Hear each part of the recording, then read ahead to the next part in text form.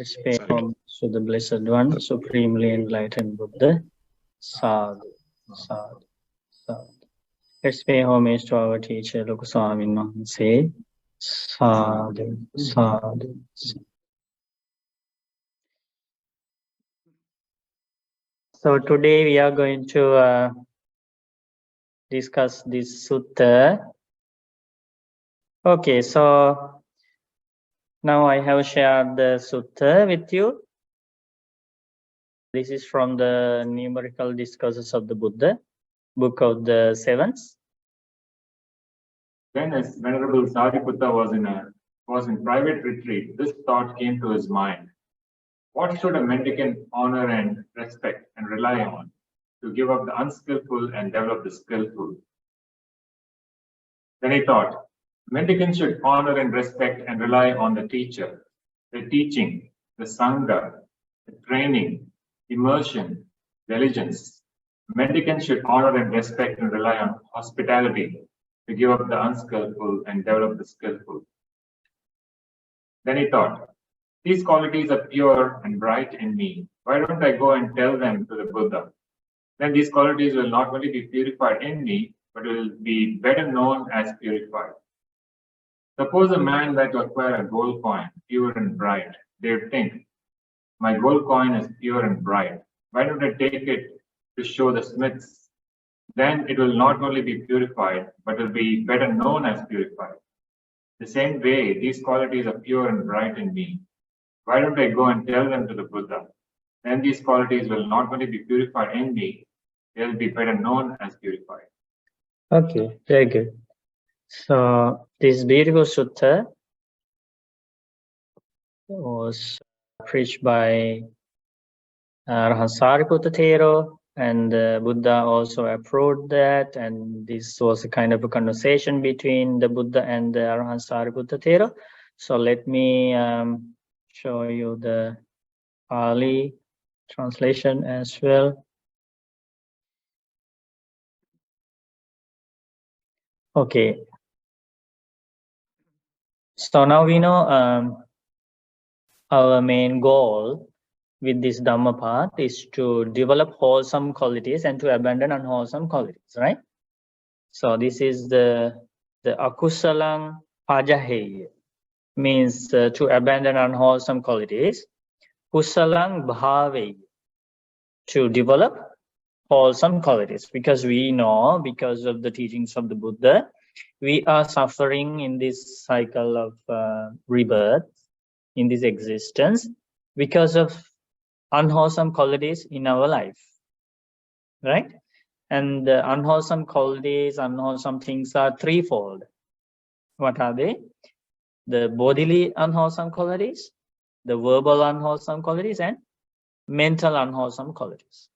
So this is the reason why we keep traveling in this journey from life to life, experiencing all these miseries, tragedies in our life, right? Problems, pain, mental suffering, physical suffering. This is the reason, nothing else. It's just the unwholesome qualities in our mind. So when Buddha discovered the Noble Eightfold Path, Buddha realized that the solution for this is to abandon unwholesome qualities and cleanse the mind, right? Cleanse the mind fully. And with that purified mind, we need to develop wholesome qualities. So what Sariputta Bhante was thinking in private, like in a secluded area during Bhante's meditation, was what are those qualities that a practitioner in this Dhamma should honor and respect and rely on in order to abandon unwholesome qualities and to develop wholesome qualities. So in other words, if a practitioner honors and respects these certain qualities, they will help the practitioner to develop wholesome qualities and to abandon unwholesome qualities. So they are kind of supporting factors for that important task. Okay. So what was the answer for Arahant Sariputta Thero's question? So Thero had this question in his mind. And then, like, we know that Arahant Sariputta Thero is the foremost monk among the wise, all the wise monks. He's the foremost, right? With wisdom, he was only second only to the Supreme Buddha. So with that great wisdom, Sariputta Bhante realized these are the correct factors that somebody should honor and respect in order to develop wholesome qualities. So what is the first one? Sattharanko bhikkhu sakkatva garunkatva upanissaya viharanto akusalang pajahe kusalang bhave. If somebody wants to develop wholesome qualities and to abandon unwholesome qualities, the first thing, the very first factor that is going to help that practitioner to achieve that is the Sattharanko Sakkatva. Honoring the enlightened one. That is the meaning of Sattha. To respect and to honor the enlightened one is the very first supporting factor to achieve this. So that's how Sariputta Bhante realized during his meditation. What is another word for this respect and honor?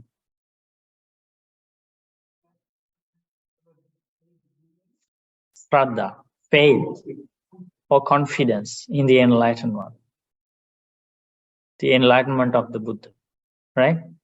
And the respect, the honor comes with that confidence in the enlightenment of the Buddha. So that is very important. So if somebody has that confidence, that directly helps that person to abandon unwholesome qualities and to develop wholesome qualities. That how to achieve that confidence and that faith in the enlightenment of the Buddha. We need to study these teachings of the Buddha. We need to contemplate on them. We need to reflect the meaning. We should apply the teachings into our life. And then this faith in the enlightenment, this confidence will naturally grow in our minds. Okay. So that's the first one. And then Sariputta Bhante realized a practitioner should honor and respect and rely on the Dhamma. Dhamma means the teachings of the Buddha. One should honor and respect the teachings of the Buddha in order to abandon unwholesome qualities and to develop wholesome qualities. What is the Dhamma? Dhamma is these discourses taught by the Buddha. When Buddha was alive, Buddha was sharing Buddha's enlightenment with others. Everything Buddha discovered that would help us to realize the Four Noble Truths, and that was necessary for us to realize the Four Noble Truths. Everything with that aim was shared by the enlightened one with those people at that time who were living in India. And those discourses were preserved very well and then handed down to generations, future generations. And they are recorded in these sacred books. We call them the collection of the middle-length discourses of the Buddha, the collection of the long-length discourses of the Buddha, the collection of the numerical discourses of the Buddha, the collection of the connector discourses of the Buddha, right? The collection of the minor discourses of the Buddha, Digha Nikaya, Majjhima Nikaya, Anguttara Nikaya, Samyutta Nikaya, Khuddaka Nikaya. So if we don't respect these discourses, and the other thing is, we should not think that we are just reading books, because it was a discourse that was first taught to somebody, one individual, or a group of people, or group of monks and nuns. It was originally preached by the Buddha or an enlightened monk or a nun, and that was recorded, right? Preserved for future generations. When it was preached originally like that, it was very beneficial for the audience. And some people attain stages of enlightenment while listening to that discourse. And thousands of people learned that teaching, retained that teaching in the mind, and they went home, they went to their normal life, and then they started practicing this. So these are not just texts. These are these Buddha's teachings, these words of the enlightenment have that living power. So that's how we should think. And my teacher, Luksamse, always says this beautiful thing that when Luksamse teaches a sutta, Luksamse, from Luksamse's mind, Luksamse thinks the Buddha is teaching and I am sitting in front of him listening to the enlightened one's words. So you don't feel like you are reading from a book. You imagine that you are listening to the direct words of the Buddha. Now here, this is not somebody's writing or just a text. You can see it's just the chief, one of the chief disciples of the Buddha, Arahant Sariputta Thero. He was thinking about this Dhamma, and then he's conversing with the Buddha. It's just a live Dhamma discussion. And that way, we understand the qualities of the Dhamma, Swakhata, Samditthika, Akalika, those qualities. And if we have this confidence, if we respect the Dhamma, we understand the meaning of the qualities of the Dhamma. Like, for example, timeless, Akalika, the Blessed One's teachings are Akalika. Akalika means timeless. Timeless means these teachings are relevant to any time period. These teachings were true in the past, these teachings are true at present, and these teachings will be true in the future. You cannot say, oh, these teachings were only applicable to the past, and now we have a modern world, we need different kind of teachings now. That means you think those teachings are invalid. They were only valid in the past. Is that the way to honor and respect these teachings? No.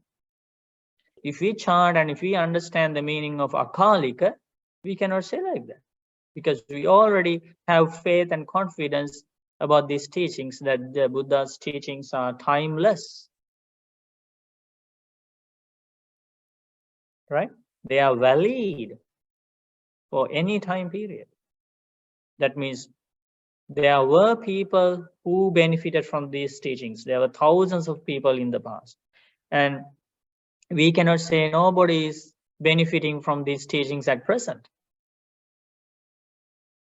There are thousands of people around the world who are benefiting from these teachings, and there will be in the future. This is the authentic source for us to follow the teachings of the enlightened one.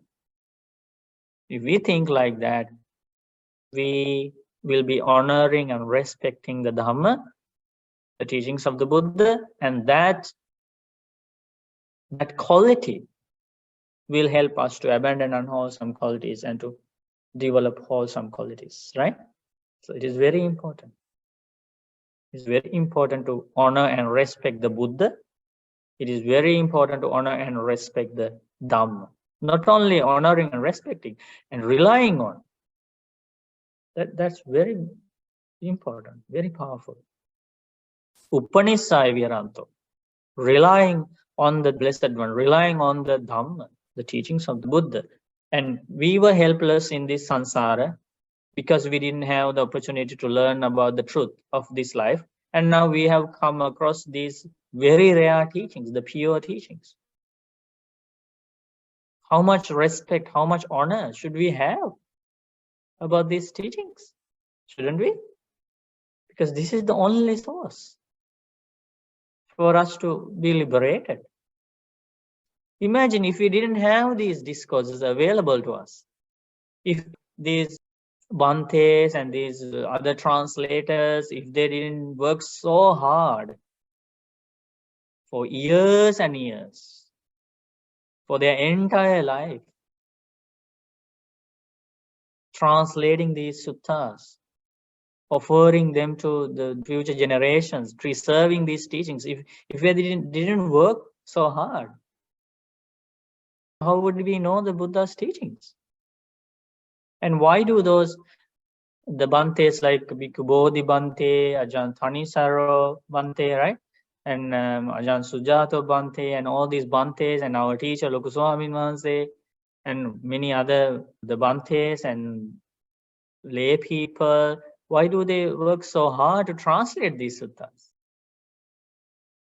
Because this is the only solution. This is the only path for people to escape from this suffering of samsara.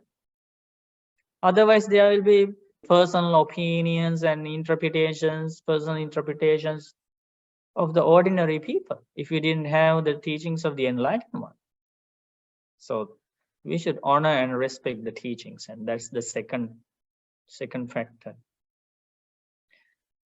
And then Sariputta Bhante realized, Sanghang ko sakkatva garung kattva upanissai viharanto akusalang pajaheya kusalang bhaveya. If a practitioner honors and respects and relies on the Sangha, the community of monks, right?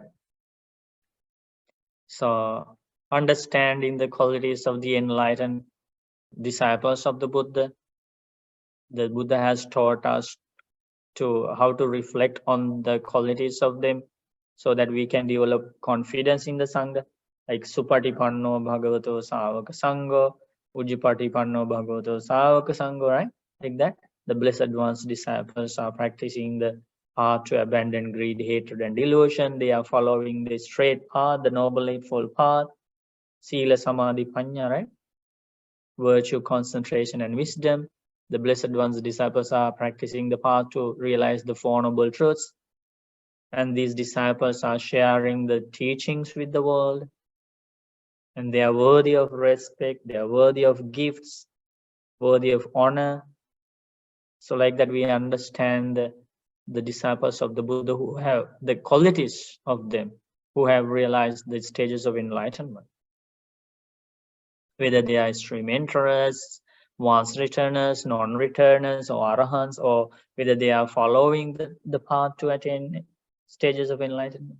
So if we develop that confidence and that faith, and then we will start the honor and respect, and also rely on the Sangha. And because we want to imitate their qualities, we want to follow the path like they follow. So that is the third quality. And then the fourth quality, Arhat Sariputta Bhante realized, in order to abandon unwholesome qualities and to develop wholesome qualities, one should honor and respect Sikkhaṃ ko bhikkhu sakkatva garung kattva upanissai viharanto. What is the meaning of Sikkhaṃ? Training. Training means the Dhamma path, the Noble Eightfold Path, which consists of virtue, concentration, and wisdom. If somebody honors and respects and relies on the training, that person will be able to abandon unwholesome qualities and to develop wholesome qualities. So we need to learn very well about the Noble Eightfold Path, the meaning of each, the path factor, and have very good understanding about the training so that we can also honor and respect the training, right? And so then we know that we are following what Buddha asks us to follow. We don't go astray, we don't follow the wrong path, and we honor and respect the path. So, okay. So what is the first factor that one should honor and respect and rely on in order to abandon unwholesome qualities and to develop wholesome qualities? It is the the enlightened one, right? Yeah. The word sattva seems to be unusual. That the word for the Buddha, or Remember when we chant the qualities of the Buddha, we have sattva, deva, manusana.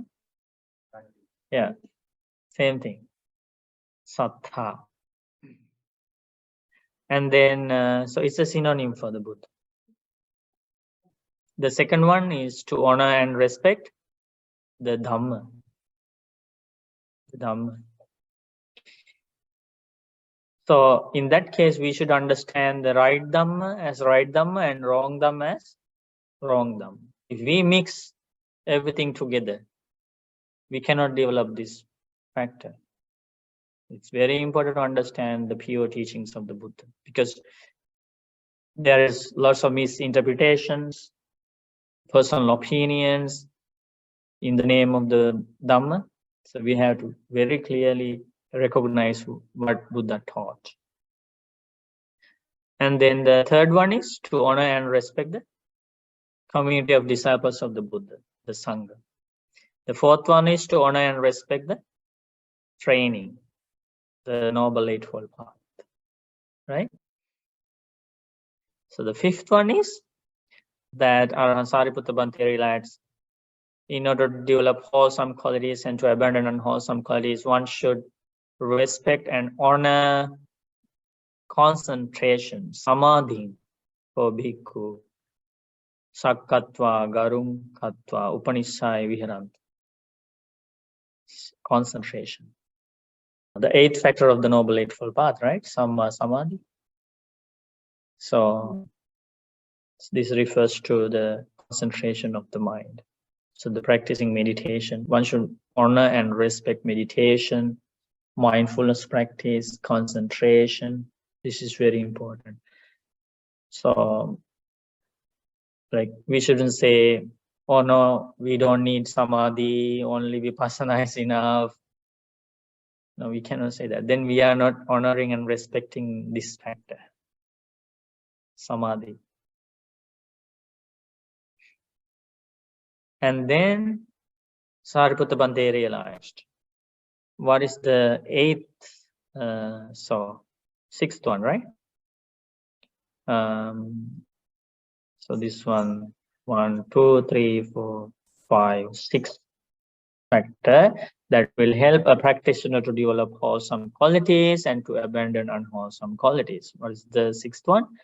Diligence, appamadang.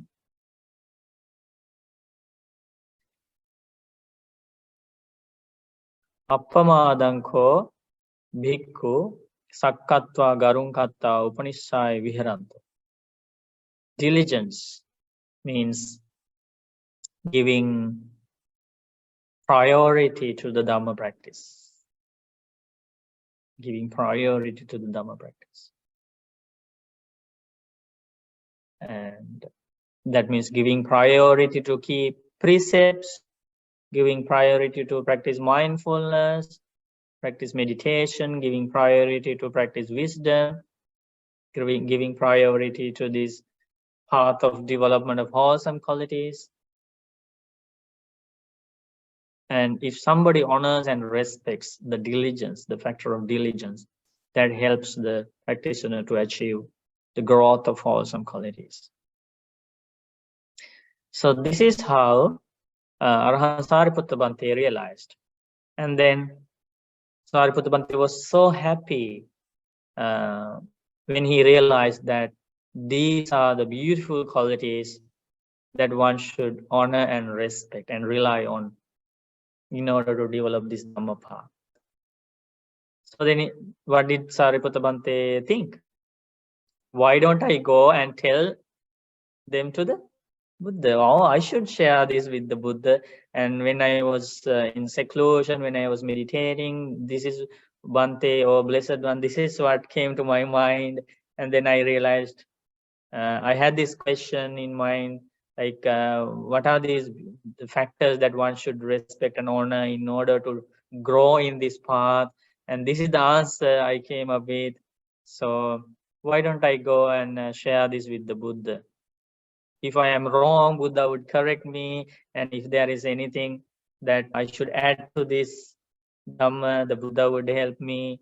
So in that way, these qualities will be shining like gold. It will be more bright, right? That's how the Arahant Sariputta Thero thought. And that was this beautiful simile about purifying the gold, right? Okay, so do you have any questions so far? So did you realize the value of those factors? That would definitely help practitioner to grow in this path, right? To honor and respect the Buddha, to honor and respect the Dhamma, to honor and respect the Sangha, to honor and respect the training, to honor and respect the Samadhi, to honor and respect the diligence. These are the beautiful qualities.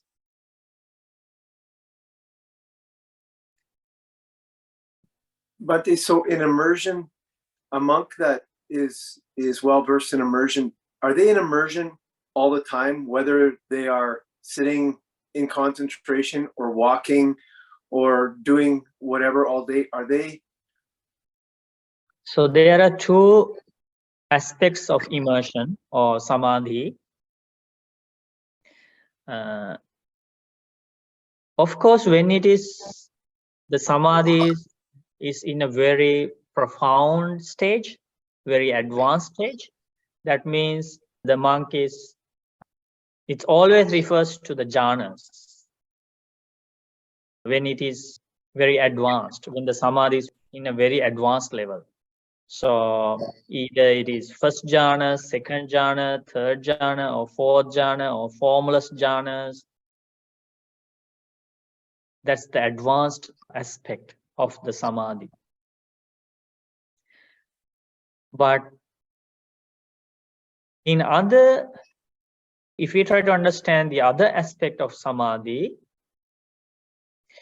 even though the practitioner or the monk or the layperson is not in deep samadhi, still there can be some level of concentration in the mind, even while chanting, while preaching the Dhamma, while doing daily activities, while reflecting on the qualities of the Buddha. There can be some level of samadhi, concentration, even though it is not that advanced to be categorized as the jhanas, but still there can be the spiritual rapture and happiness inside the mind, thinking about the Buddha's qualities, thinking about the Dhamma, or thinking about the thoughts of loving kindness. And the five hindrances are controlled and guarded.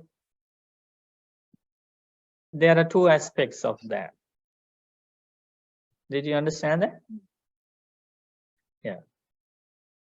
Something very beautiful came to my mind. Recently, we were discussing some Vinaya, the monastic code, and there was this beautiful story where the female lay follower Visakha, Upasika, one day went up to the Buddha and she made some requests.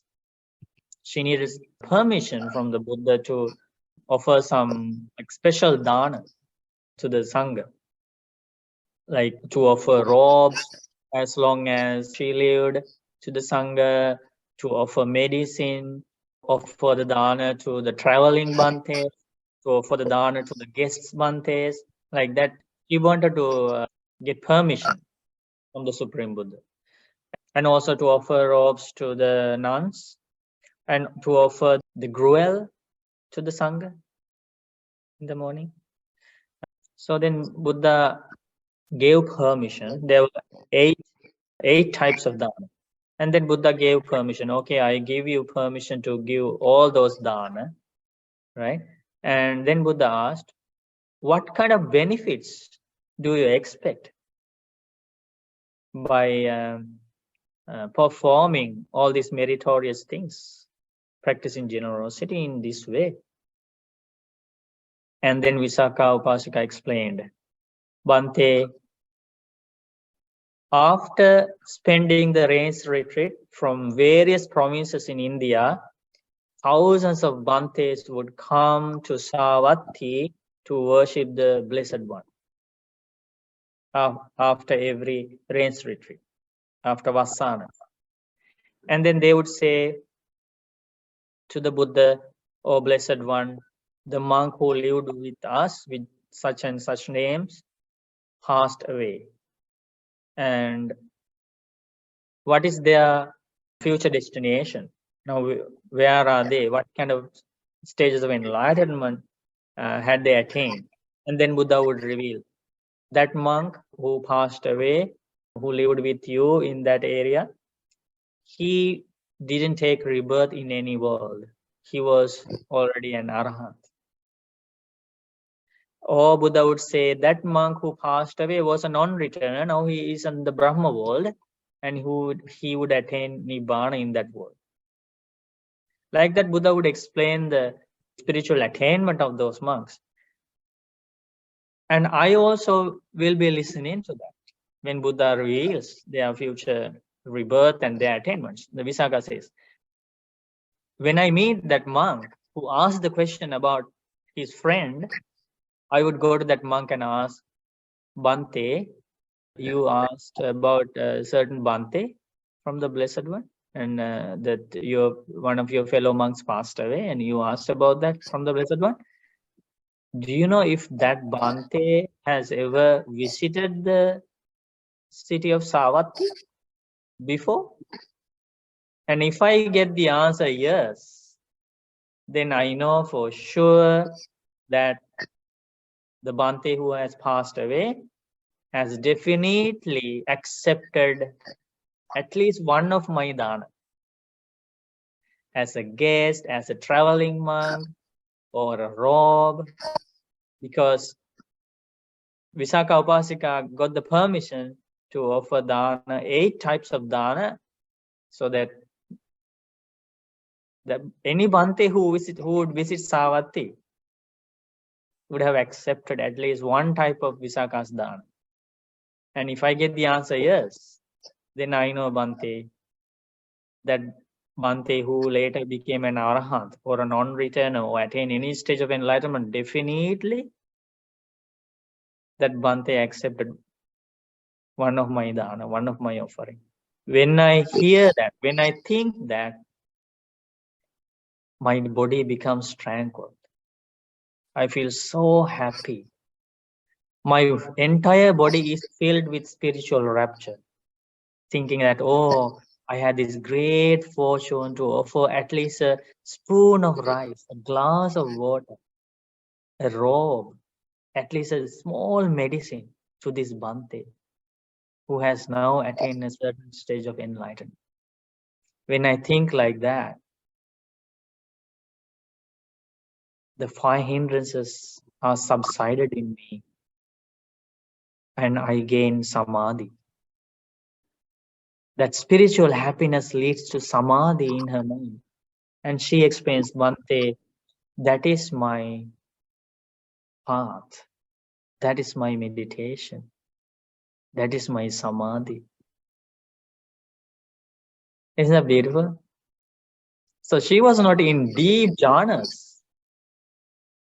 Her spiritual happiness, reflecting on the qualities of the disciples of the Buddha, has enabled her to abandon unwholesome qualities from her mind and to subside 5 hindrances. That spiritual joy, that happiness is so powerful. So some disciples achieve that kind of samadhi, that kind of tranquility in their mind, even though they are not in very deep jhana levels. So can you understand there are 2 aspects of the of the samadhi? Yeah, just a question, and maybe you already mentioned it, I'm not sure. There's one line that says, a mendicant should honor and respect and rely on hospitality. It's coming, right? Yeah, so that's very good. Sariputta Bhante realized there is seventh factor. One Yeah, should honor and respect and rely on hospitality, right? Yeah, right. hospitality. What is the Pali word? Patisantharang ko bhikkhu sakkatva garung kata upanishai viharanto. Yes, so this hospitality, this factor also helps the practitioner to abandon unwholesome qualities and to develop wholesome qualities. Yeah. So sometimes this is translated as respecting Dhamma discussion, also as hospitality, helping each other with a mind of loving kindness.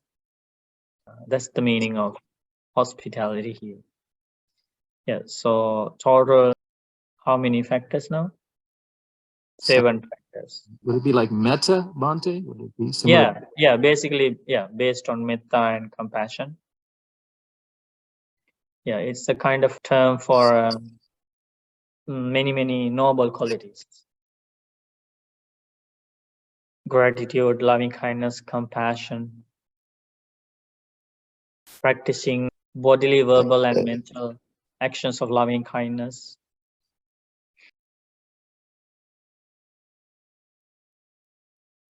Yeah, the goal is to abandon unwholesome qualities and to develop wholesome qualities. Isn't the goal to abandon everything? No. No. I thought it was to abandon, like we were to abandon good, bad, everything. When did you, I heard one of the Bhantes taught you, I think it's that the same Bhante from Winnipeg taught Sutta one day about the question of a god. One of the deities went up to the Buddha and asked, the path is to restrain mind from everything. Like the guard the mind from everything, the stop everything from entering the mind. That's the path. And then he went to the Buddha and said that. And what did the Buddha say? No, yes, Buddha said, no, you don't have to prevent everything from arising in the mind. It's not everything that you should prevent. You should prevent only the negative qualities from entering the mind. You should only stop the unwholesome qualities entering the mind. You should allow wholesome qualities to arise in the mind. It's not emptying the mind from everything. You should grow wholesome qualities in the mind. So, but this is what we need to understand. So we are talking about this path, right? The path is about abandoning unwholesome qualities and developing wholesome qualities. And eventually this path will take us to a very subtle, very refined, profound state where we would one day abandon all cravings. All cravings. When an enlightened one lives in this world, he has not abandoned everything. He has abandoned all the negative, unwholesome defilements. Has he abandoned compassion? Has he abandoned patience? Has he abandoned gratitude? No, his life is full of those beautiful, noble qualities, right? He has not abandoned them. Instead, he has cultivated them to the maximum level. Because some people think this Buddhism, this path is about emptying the mind from everything. And people talk about emptiness. This emptiness has become a like very big thing. That's not the Buddha's teaching.